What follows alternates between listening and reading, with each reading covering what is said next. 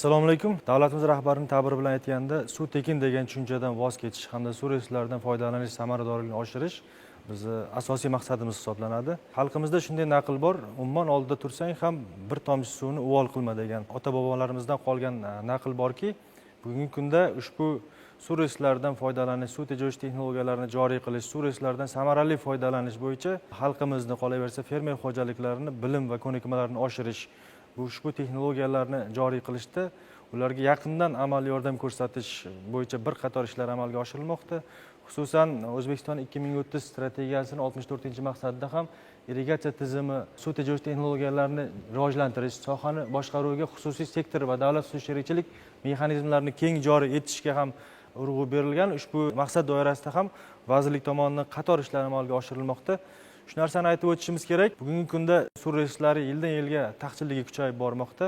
O'tgan asrning 50-60-yillarida respublikamizda 65-64 milliard metr kub suv resurslaridan foydalanilgan bo'lsa, ushbu suvlarni qariyb 90% qishloq xo'jaligi sohasiga yo'naltirilgan qishloq xo'jaligida foydalanilgan bo'lsa, bugungi kunga kelib mana global iqlim o'zgarishi natijasida Markaziy Osiyodagi muzliklar asosan bizga Amudaryo hamda Sirdaryo daryolaridan suv resurslari shakllanib keladi.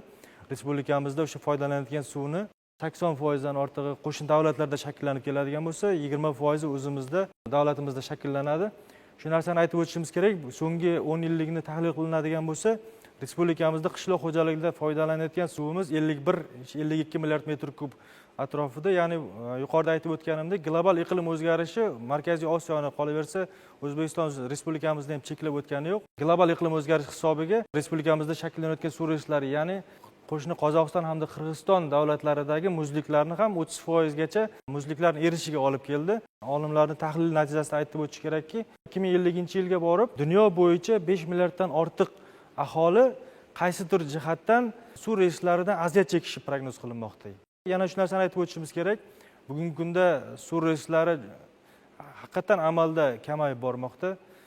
Olimlarning prognoziga qaraganda 2050-yilga borib mana o'zimiz respublikamizda ikkita suv manbasi bo'ladigan bo'lsa, daryo bo'ladigan bo'lsa, Amudaryo hamda Sirdaryo suv havzalari. Amudaryo daryosida 2050-yilga borib bugungi kunga nisbatan 15% ga suv resurslarini taqchil bo'lishi kutilmoqda. Qolaversa, mana Sirdaryo daryosida 5% gacha suv resurslarini taqchilligi kuzatilishi kutilmoqda.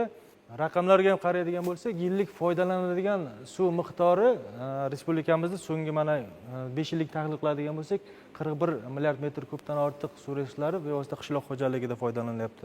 Qolgan mana 20% ga yaqin suv resurslari boshqa sohalarda foydalanayotganini kuzatishimiz mumkin. Jumladan mana 90% dan ortiq suv resurslari qishloq xo'jaligida foydalanyapti.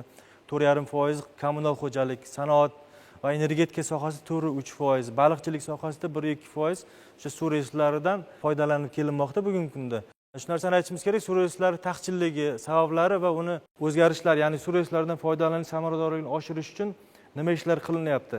Hududlarda o'tkaziladigan sayyor qabullarda, qolaversa bizda suv xo'jaligi sohasida haftaning har payshanba kuni suv tejash texnologiyalarini joriy qilish, uni afzalliklarini bevosita qishloq xo'jaligi mahsulot yetishtiruvchilariga yetkazish bo'yicha bir seminar kuni deb e'lon qilingan. Ushbu seminarlarda ham biz mavjud suv resurslaridan foydalanish samaradorligini oshirish bo'yicha qishloq xo'jaligi mahsulot yetishtiruvchilariga juda ham o'sha urg'u beryapmizki, zamonaviy suv tejash texnologiyalarini joriy qilish, uni targ'ibotini olib boryapmiz. Misol tariqasida aytishimiz kerak, hisobotlardan sal chetga chiqqan holda suv tejash texnologiyalar o'zi respublikamizda innovatsiya deb hisoblansa bo'ladi, chunki mana so'nggi 6 yil, 7 yil davomida respublikamizda ushbu texnologiyalardan keng foydalanib kelish yo'lga qo'yildi. 2018-yilda respublikamizda bor yo'g'i 28 ming gektar maydonda zamonaviy suv tejash texnologiyalaridan foydalanilgan. Bor yo'g'i o'sha sug'oriladigan maydonlarga nisbatan 1% ga ham yetmagan zamonaviy suv tejash texnologiyalar joriy qilinish holati. O'sha davrda qishloq xo'jaligi, ya'ni fermer xo'jaliklari suv tejash texnologiyani joriy qilishga juda ham qiziqishi yuqori bo'lgan fermer xo'jaliklari agar texnologiyani xarid qilish istagini bildirgan taqdirda ham o'sha Turkiya, Xitoy davlatlaridan, Ispaniya davlatlaridan olib kelish xarajatlari yuqori bo'lib, shu davlatlardan butlovchi qismlar o'sha texnologiya xarid qilingan. 2018-yilda respublikamizda bor yo'g'i 3 ta mahalliy ishlab chiqarish korxonasi yo'lga qo'yilgan edi. Hukumat tomonidan o'sha qaratilayotgan e'tiborlar, ajratilayotgan subsidiyalar natijasida, qo'llab-quvvatlash natijasida mana bugungi kunga kelib respublikamizda sug'oriladigan maydonlarga nisbatan 60% dan ortiq maydonlarda, ya'ni 2 million 600 ming gektar maydonlarda zamonaviy suv tejovchi texnologiyalar joriy qilindi. Qolaversa o'sha bu ham nimani hisobiga mahalliy ishlab chiqarish sanoatini mahalliylashtirish darajasini yanada qo'llab-quvvatlash natijasida bugungi kunda 60 dan ortiq mahalliy ishlab chiqaruvchi korxonalar faoliyat yuritmoqda. Bu qanaqa korxonalar deyiladi? Bu yerda 40 dan ortiq o'sha mahalliy ishlab chiqaruvchi korxonalar suv tejovchi texnologiyani butlovchi qismlari, lenta, magistral quvurlarini ishlab chiqarayotgan bo'lsa, 10 dan ortiq korxonalar nasos hamda filtrlarini ishlab chiqarish yo'lga qo'yildiki, bu ham albatta o'sha suv tejovchi texnologiyalar xorijdan, ya'ni bu sohada ilg'or bo'lgan Turkiya, Ispaniya, Xitoy davlatlaridan xarid qilinayotgan mahsulotlarga nisbatan 20-30% gacha arzonlashtirilganini ko'rish mumkin. Ya'ni o'sha gektariga 5 milliondan 7 million so'mgacha arzonroq xorijdan xarid qilinayotgan mahsulotlarga nisbatan arzonlashtirilganini ko'rishimiz mumkin. Yana shu narsani aytishimiz kerak, misollar tariqasida fikrimni bayon etmoqchiman. Bugungi kunda respublikamizda 2 million 600 ming gektar maydonda suv tejovchi texnologiyalar joriy qilingan, jumladan 657 ming gektardan oshiq maydonda tomchilatib sug'orish, 122 ming gektardan ortiq maydonlarda yomg'irlatib sug'orish texnologiyasi joriy qilingan bo'lsa, 1 million 600 ming gektardan ortiq maydonlarda yerlarni lazerli tekislash ishlari amalga oshirildi. Bu tadbirlarning hammasi o'sha zamonaviy suv tejovchi texnologiyalarga kiradi. Endi bu texnologiyalar asosan o'sha bundan 10 yil oldin biz tahlil qilib o'rganib, sohada ilg'or bo'lgan, zamonaviy suv tejovchi texnologiyani joriy qilishda ilg'or bo'lgan Xitoy, Ispaniya hamda Turkiya davlatlari bilan hamkorlikda ularning tajribasi ham o'rganildi. Bir narsani aytib o'tishimiz kerak. Bugungi kunda mana fermer xo'jaliklarimiz an'anaviy sug'orishdan ko'ra suv tejovchi texnologiyalarini afzalliklariga juda ham o'sha endi qiziqish uyg'onib, o'sha olib borilgan targ'ibot dasturlari natijasida fermer xo'jaliklarining fikri ancha o'zgargan. Turkiya davlatini misol qilib aytadigan bo'lsak, Turkiya davlatida o'sha paxta maydonlarini aytaylik, an'anaviy sug'organda, ya'ni bostirib sug'organda ular an'anaviy sug'orish usulini vahshiy sug'orish usuli bilan misol keltiradi. Ya'ni mana biz respublikamizda foydalanayotgan asosan mana bundan 5-6 yil oldin paxta maydonlarida, g'alla maydonlarida an'anaviy sug'orilgan maydonlarni mana turklar ko'rganda buni vahshiy sug'orish, suv tejovchi texnologiyalari bu joylarga qo'llash kerak, suv resurslaridan oqilona foydalanish kerak, suv isrof bo'lyapti degan bir fikrlarni ham bildirib o'tgan. Shu narsani aytish kerak, Turkiya davlatida qishloq xo'jaligida tahlil qilinganda 40-43 milliard metr kub, ya'ni 1 yil davomida qishloq xo'jaligida suv resurslaridan foydalanayotganini kuzatishimiz mumkin. Respublikamizda 1 yilda foydalanayotgan suv resurslari o'rtacha 52 milliard metr kub suv bo'ladigan bo'lsa, shuni qishloq xo'jaligida 45-48 milliard metr kub atrofida qishloq xo'jaligida foydalanmoqda. Bu misol bilan nima demoqchimanki, mana Turkiya davlatida aholisi 3 barobar ko'p, sug'oriladigan maydon 2 barobar ko'p, lekin o'sha qishloq xo'jaligida foydalanayotgan suv respublikamizda foydalanayotgan suvdan kamroqligini kuzatilmoqda. Ya'ni kam suv bilan yuqori hosil olish imkoniyati borligini biz Turkiya tajribasi asosida bilib olishimiz mumkin. Bugungi kunda respublikamizda mavjud suv resurslari bilan ikkita O'zbekistonni sug'orish imkoniyati mavjud. Buning uchun albatta ilm bilan yondashgan holda agrotexnik tadbirlarni o'z vaqtida bajarish hamda eng asosiysi zamonaviy suv tejovchi texnologiyalarini joriy qilib ushbu natijalarga erishishimiz mumkin. Ya'ni yuqori hosildorlik olish imkoniyatlarimiz mavjud. O'zbekiston 2030 strategiyasi doirasida shu narsani aytib o'tishimiz kerak. Bizda 2030-yilga qadar kamida 2 million gektar maydonlarda, ya'ni sug'oriladigan maydonlarga nisbatan 50%, kamida 50% maydonlarda zamonaviy suv tejovchi texnologiyalari joriy qilish vazifasi yuklatilgan. Endi mana hisobot davriga kelib 2025-yilda bugungi kunda sug'oriladigan maydonlarga nisbatan 60% dan ortiq maydonlarda, ya'ni 2 million 600 ming gektardan ortiq maydonlarda zamonaviy suv tejovchi texnologiyalar joriy qilindi. Suv xo'jaligini rivojlantirishni 2025-28-yillarga mo'ljallangan dastur qabul qilindi. Ushbu dasturda ham belgilab olindiki, 2028-yilga qadar kamida 3,5 million gektar maydonlarda zamonaviy suv tejovchi texnologiyalarini joriy qilish, jumladan 900 ming gektardan ortiq maydonlarda tomchilatib sug'orish texnologiyasini joriy qilish vazifasi ham yuklatilgan. Yana shu narsani aytib o'tishimiz kerak, biz o'zimizga maqsad qilib oldikki, O'zbekiston 2030 strategiyasidan kelib chiqqan holda endi davlatimiz rahbarining ta'biri bilan aytganda biz 2030-yilgacha kamida 50% maydonlarda suv tejovchi texnologiyani kutib o'tirish, joriy qilishni kutib o'tirishga endi bizda vaqtimiz yo'q, chunki bugungi kunda global iqlim o'zgarishi suv resurslariga bo'lgan talab yanada oshib bormoqda, aholi soni ko'payib bormoqda, qishloq xo'jalik mahsulotlariga bo'lgan talab yanada yuqorilashib bormoqda. Shuning uchun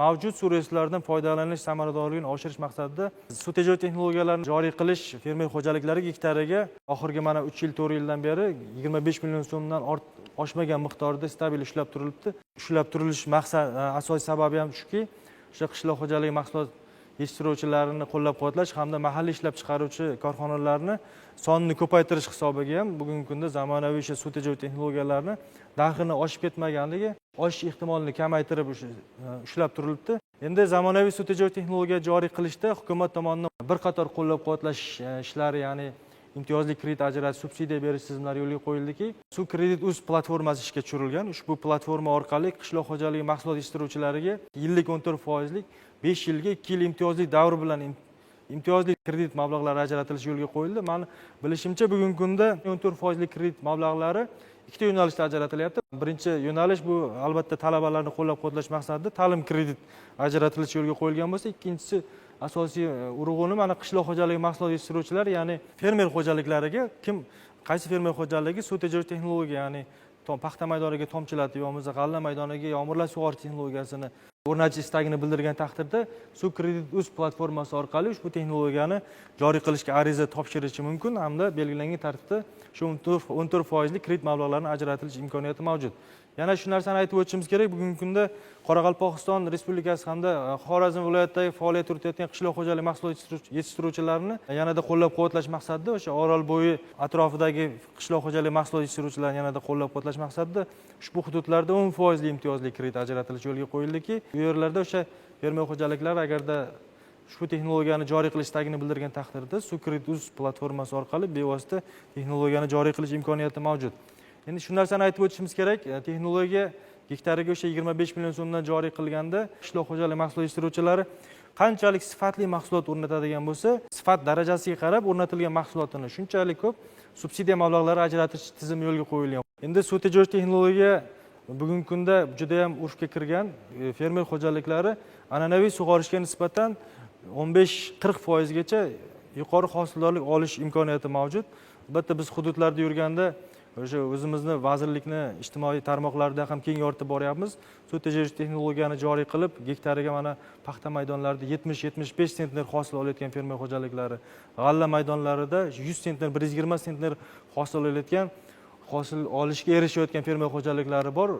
Juda ham ularning soni bugungi kunda ko'payib bormoqda. Suvni boshida bo'lgan fermer xo'jaliklariga biz har yili o'sha suv tejovchi texnologiyalarini joriy qilish bo'yicha manzilli ro'yxatlar shakllantirayotganda bir kanal, bir tizim tamoyili asosida zamonaviy suv tejovchi texnologiyalarni joriy qilishga urg'u beryapmizki, bu degani kanalni boshidagi fermer xo'jaliklari zamonaviy suv tejovchi texnologiyalarni joriy qilganda undan keyingi fermer xo'jaliklariga, xususan quloqning oxirida bo'lgan, kanalning oxirida bo'lgan fermer xo'jaliklariga suv resurslari yetib borish ta'minlanadi. 25-30% gacha mineral o'g'itlardan, qo'l kuchidan o'sha yutish imkoniyati bor. Tomchilatib sug'orish texnologiyasi joriy qilganda o'sha fermer xo'jaligini bir dona agronomi avtomatlashtirilgan qurilmalar orqali o'zini mobil telefoni orqali boshqarish imkoniyati ham bor. Shu narsani aytish kerak, suv tejovchi texnologiyalar joriy qilganda hukumat tomonidan bir qator imtiyozlar qo'llanilyapti. Jumladan, Soliq kodeksining 428-moddasiga asosan suv tejovchi texnologiyalar joriy qilgan talabgorlar, ya'ni qishloq xo'jaligi mahsulot yetishtiruvchilari 5 yilgacha yer solig'idan ozod bo'ladi.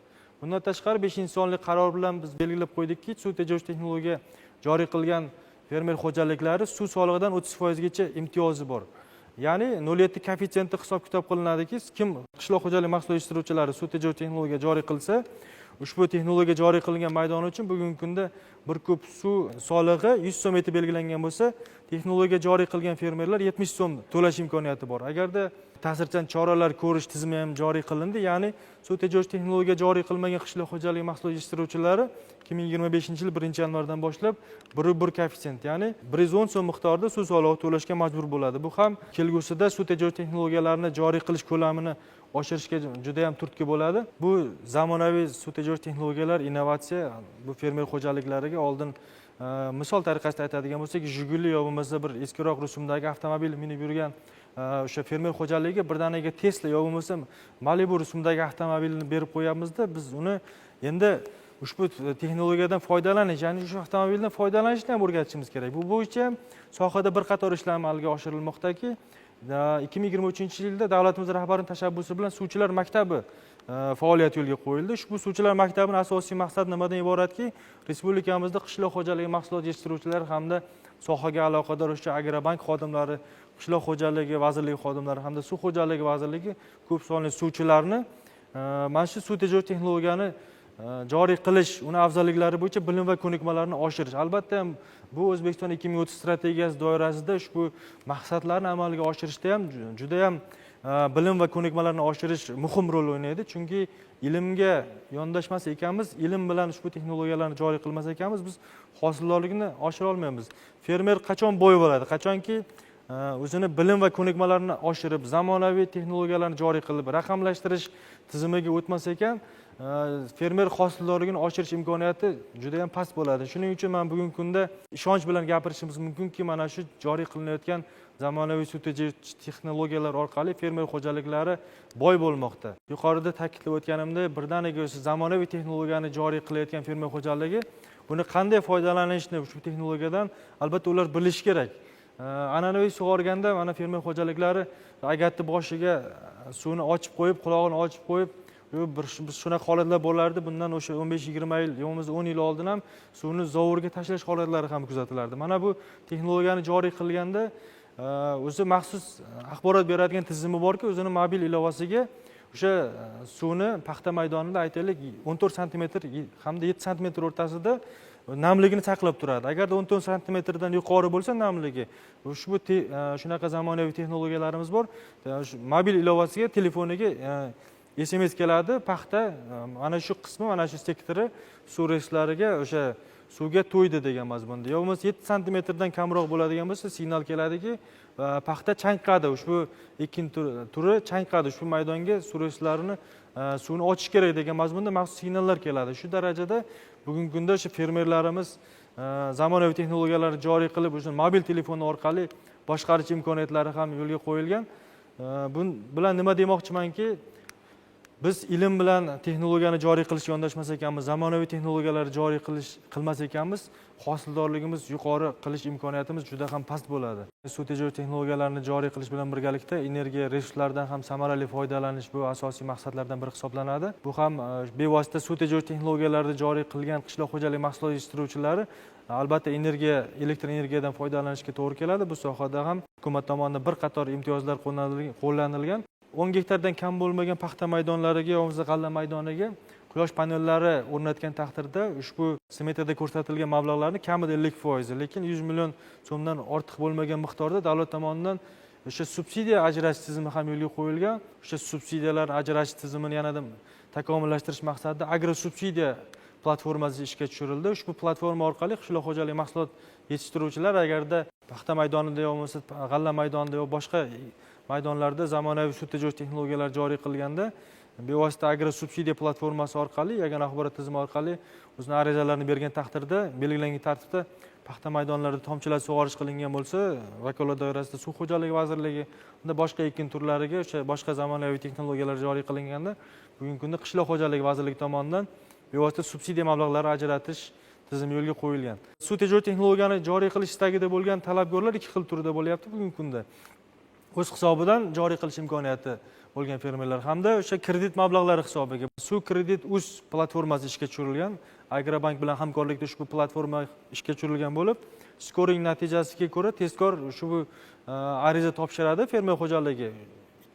Uzog'i bilan 5 daqiqada ushbu fermer xo'jaligiga kredit ajratilish yoki ajratilmasligi javob keladi hamda belgilangan tartibda o'sha ishchi guruh tomonidan o'rganib, suv bilan ta'minlash imkoniyati hamda energiya bilan ta'minlanganligidan o'sha kelib chiqib, ishchi guruhda a'zolari unga onlayn elektron xulosalarni beradi. Bu yerda hech qanday ortiqcha ovoragarchilikka yo'l qo'yilmagan. Albatta bu ham raqamlashtirishning bir yo'li. Yana shu narsani aytib o'tishimiz kerak. Bugungi kunda yuqorida aytib o'tdim, 60 dan ortiq mahalliy ishlab chiqaruvchi korxonalar bo'ladigan bo'lsa, bizda ushbu sohani ham yanada rivojlantirish maqsadida texnologiyani joriy qiluvchi, quruvchi pudrat hamda ishlab chiqaruvchi korxonalarning yagona elektron reyestri shakllantirilgan. Bugungi kunda suv xo'jaligi sohasida tomchi mobil ilova yaratilgan bo'lib, shu mobil ilovani ham bevosita qishloq xo'jaligi mahsulot yetishtiruvchilar aytaylik 10 gektar paxta maydonida tomchilatib sug'orish texnologiyasini joriy qilish istagini bildirsa, ushbu tomchi mobil ilovani kalkulyator qismida belgilab qo'yibdiki, qishloq xo'jaligi mahsulot yetishtiruvchi ushbu punktga kirganda qaysi ekin turiga, qaysi texnologiyani joriy qilmoqchi, agar o'sha savollarga javob beradigan bo'lsa, ushbu gektarga qancha miqdorda tomizg'ichlar, qancha miqdorda magistral quvurlar hamda tarqatuvchi quvurlar va yana nima butlovchi qismlar keragu o'rtacha narxi qancha bo'ladi? Bugungi kunda mahalliy ishlab chiqaruvchi bo'lmasa joriy qilayotgan quruvchi pudrat korxonalari qanday takliflarni bildiryapti?